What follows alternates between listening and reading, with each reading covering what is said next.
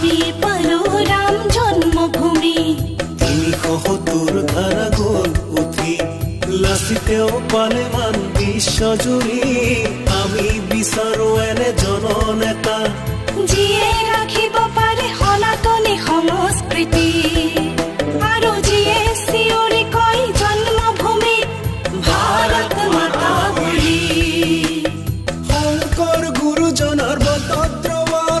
চোৱা চোৱা চোৱা হ'ল সুৰক্ষিত বাপতি সাহোন ৰঙালী বিহুতি গিনিজ বুকত চোৱা আছে জিলিকি গিনিজ বুকত চোৱা আছে জিলিকি